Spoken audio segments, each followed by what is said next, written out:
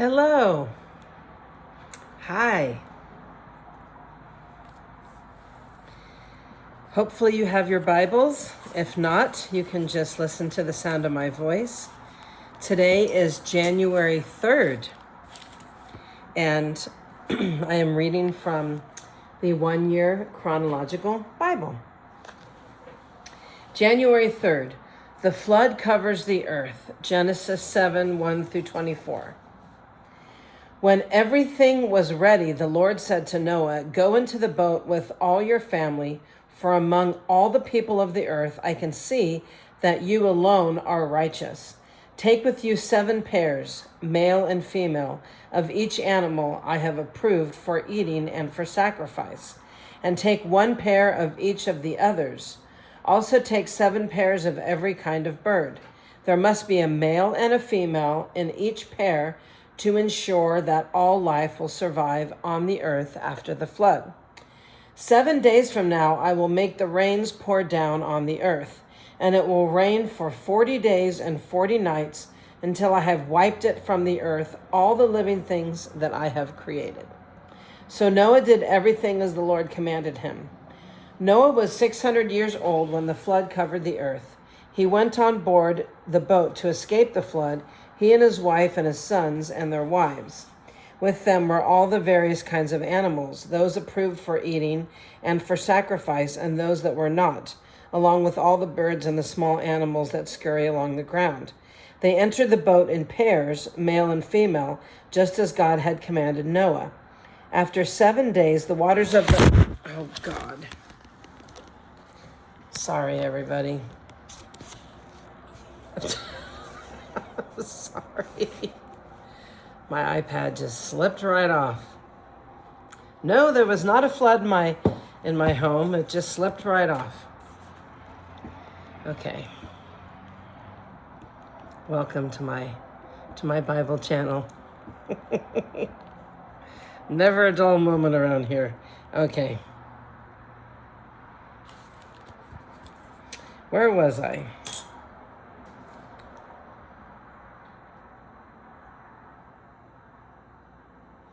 Okay, where was it?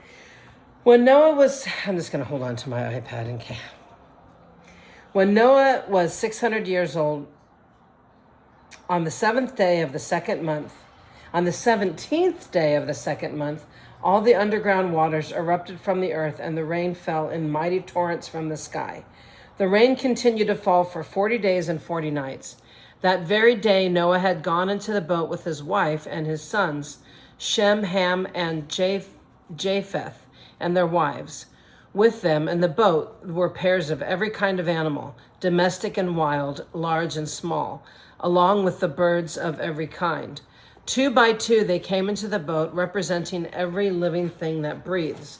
A male and female of each kind entered, just as God had commanded Noah. Then the Lord closed the door behind them. For 40 days the floodwaters grew deeper, covering the ground and lifting the boat high above the earth.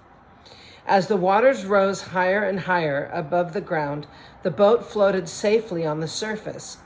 Finally, the water covered even the highest mountains on the earth, rising more than 22 feet above the highest peaks. All the living things on earth died. Birds, domestic animals, wild animals, small animals that scurry along the ground, and all the people. Everything that breathed and lived on dry land died. God wiped out every living thing on earth, people, livestock, small animals that scurry along the ground, and the birds of the sky. All were destroyed. The only people who survived were Noah and those with him in the boat. And the floodwaters covered the earth for 150 days. The flood recedes. Genesis 8, 1 through 22. But God remembered Noah and all the wild animals and livestock with him in the boat. He sent a wind to blow across the earth, and the floodwaters began to recede. The underground water stopped flowing, and the torrential rains from the sky were stopped. So the floodwaters gradually receded from the earth. After 150 days, exactly 5 months from the time the flood began, the boat came to rest on the mountains of Ararat. 2.5 months later, as the waters continued to go down, other mountain peaks became visible. After another 40 days, Noah opened the window that he had made in the boat and released a raven. The bird flew back and forth until the floodwaters on the earth had dried up. He also released a dove to see if the water had receded and it could find dry ground. But the dove could find no place to land because the water still covered the ground. So it returned to the boat, and Noah held out his hand and drew the dove back inside. After waiting another 7 days, Noah released the dove again. This time the dove returned to him in the evening with a fresh olive leaf in its beak. Then Noah knew that the floodwaters were almost gone. He waited another 7 days and then released the dove again. This time, the dove did not come back. Noah was now 601 years old. On the first day of the new year, 10.5 months after the flood began, the floodwaters had almost dried up from the earth. Noah lifted back the covering of the boat and saw that the surface of the ground was drying. 2 more months went by, and at last the earth was dry. Then God said to Noah, "Leave the boat, all of you, you and your wife and your sons and their wives. Release all the animals, the birds and the livestock, and the small animals that scurry along the ground, so that they can be fruitful and multiply throughout the earth." So Noah and his wife and his sons and their wives left the boat, and all of the large and small animals and birds came out of the boat, pair by pair.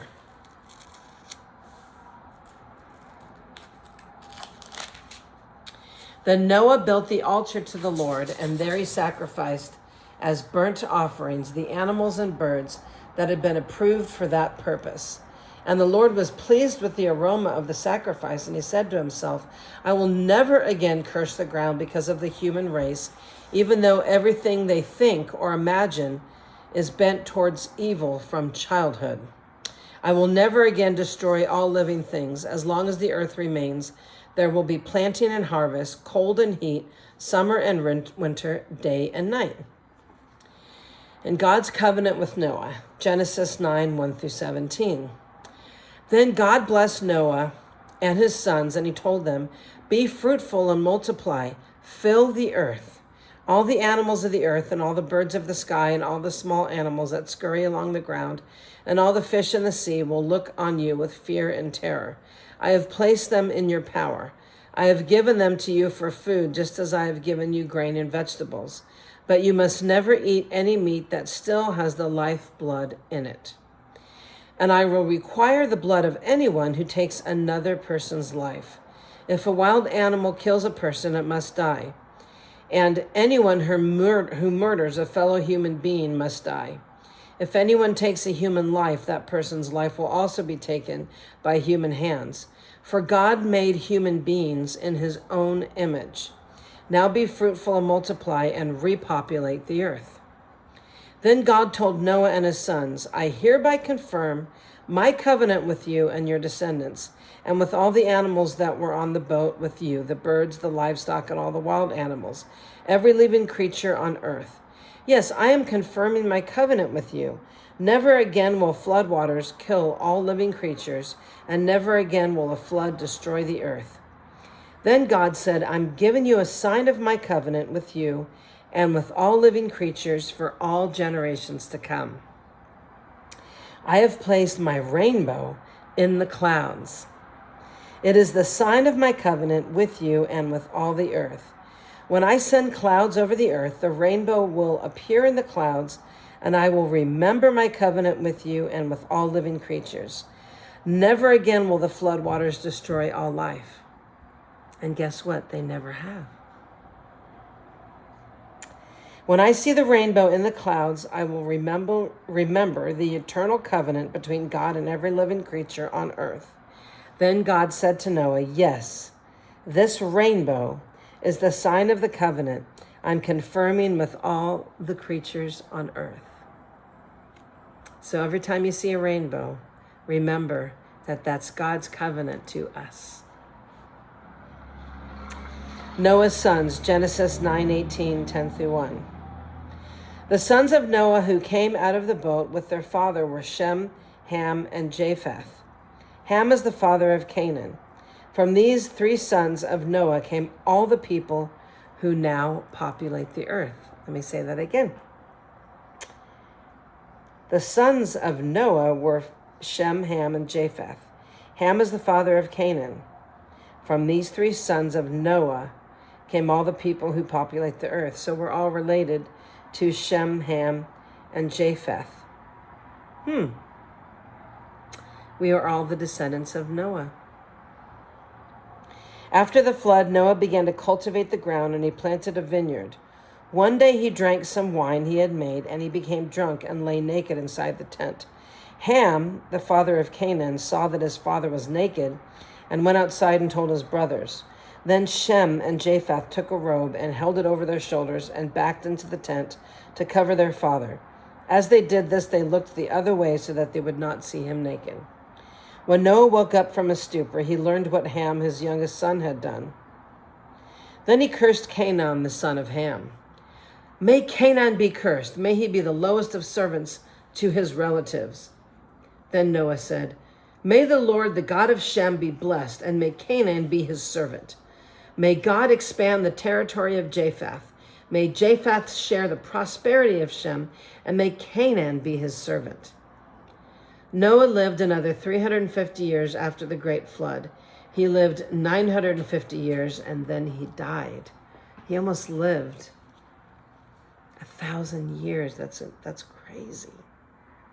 Wow.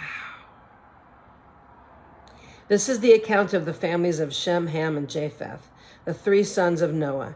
Many children were born to them after the great flood. The descendants of Japheth, Genesis 10, 2-5. The descendants of Japheth were Gomer, Magog, Medea, Javan, Tubal, Meshech, and Tiras. The descendants of Gomer were Ashkenaz, Riphath, and Togarmah. The descendants of Javan were Ishalah, Tarshish, Kittim, and Rodaman. Their descendants became the seafaring peoples that spread out to various lands, each identified by its own language, clan, and national identity. 1 Chronicles 1, 5-7. The descendants of Japheth were Gomer, Magog, Madai, Javan, Tubal, Meshech, and Taras. The descendants of Gomer were Ashkenaz, Riphath, and Togarmah. The descendants of Javan were Elishath, Tarshish, Kittim, and Rodaman. The descendants of Ham, Genesis 10, 6-20. The descendants of Ham were Cush, Mizraim, Put, and Canaan. The descendants of Cush were Seba, Havilah, Sabta, Ramah, and Sabtika. The descendants of Ramah were Sheba and Dedan. Cush was also the ancestor of Nimrod, who was the first heroic warrior on earth. Since he was the greatest hunter in the world, his name became proverbial. People would say, this man is like Nimrod, the greatest hunter in the world. He built his kingdom in the land of Babylonia, with the cities of Babylon, Iraq, Akkad, and Calneh. From there he expanded his territory to Assyria, building the cities of Nineveh, Rehoboth-ur, Calah, and Rezin, the great city located behind Nineveh and Calah. Mirzam was the ancestor of the Ludites, Anamites, Lehabnites, Naphtalites, Pathruzites, Kalishlites, and the Caphratites, and from whom the Philistines came. Canaan's oldest son was Sidon, the ancestor of the Sidonians, and Canaan was the ancestor of the Hittites, Jebusites, Amorites, Girgashites.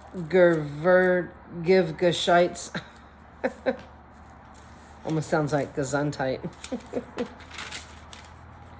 Hivites, Archasites, Sinaites, Ardvadites, Zemarites, and Hamathites. The Canaan clans eventually spread out, and the territory of Canaan extended from Sidon in the north to Gerar and Gaza in the south, and east as far as Sodom, Gomorrah, Admah, and Zebulun near Lasha. These were the descendants of Ham, identified by clan, language, territory, and national identity. 1 Chronicles 1, 8-16. The descendants of Ham were Cush, Mizraim, Put, and Canaan. The descendants of Cush were Seba, Havliah, Sabtoth, Ramah, and Sebtekah. The descendants of Ramah were Sheba and Dedan. Cush was also the ancestor of Nimrod, who was the first heroic warrior on earth. Mazram was the ancestor of the Ludites, Anamites, Lebatites, Nephthaluhites, Parusites, Caslusites, and the Caphratites, and from whom the Philistines came. Canaan's oldest son was Sidon, the ancestor of the Sidonites, and Canaan was also the ancestor of the Hittites, Jebusites, Amorites, Girgashitites, Hivtites, Architites, Sinites, Arvadites, Zemaratites, and Hamathrites. The descendants of Shem, Genesis 10:21-30. Sons were also born to Shem, the older brother of Japheth. Shem was the ancestor of all the descendants of Eber. The descendants of Shem were Elam, Ashurah, Aphrakad, Lud, and Aram. The descendants of Aram were Uz, Hol, Gether, and Mash. Arphaxad was the father of Shelah, and Shelah was the father of Eber. Eber had 2 sons, and the first was Peleg, which means division. For during his lifetime, the people of the world were divided into different language groups, and his brother's name was Joktan. Joktan was the ancestor of Almadad, Shephlath, Hazramatath, and Jerah. Hadraram, Uziel, Diklah, Abal, Abamiel, Sheba, Ophir, Haval, and Jobab. All these were the descendants of Joktan. The territory they occupied extended from Mesha all the way to Sephard in the eastern mountains. And 1 Chronicles 1:17-23. The descendants of Shem were Elam, Ashur, Aphathax, Lud, and Aram. The descendants of Aram were Uz, Hol, Gether, and Mash. Aphrakhax was the father of Shelah. Shelah was the father of Eber. Eber had 2 sons, and the first was Peleg, which means division, for during his lifetime the people of the world were divided into different language groups. His brother's name was Joktan. Joktan was the ancestor of Almadad, Sheleph, Hamarzath, Jerath, Hadoram, Uziel, Diklah, Obal, Ebamal, Sheba, Ophir, Havilah, and Jobab. All these were descendants of Joktan. Genesis, no doubt that I've mispronounced most of these names. Genesis 10:31-32. These were the descendants of Shem, identified by clan, language, and territory, and national identity. These are the clans that descended from Noah's sons, arranged by nation, according to their lines of descent. All the nations of the earth descended from these clans after the great flood. Okay, apparently we are all related to these people. So, that's a wrap for today. Thank you for being here. And may your day be blessed. And may you love other people. Because according to the Bible, if you are a believer and they're a believer, we are all brothers and sisters. And we're all related to Noah. So, with that being said, may you be loving and kind to each other and have a blessed and wonderful day.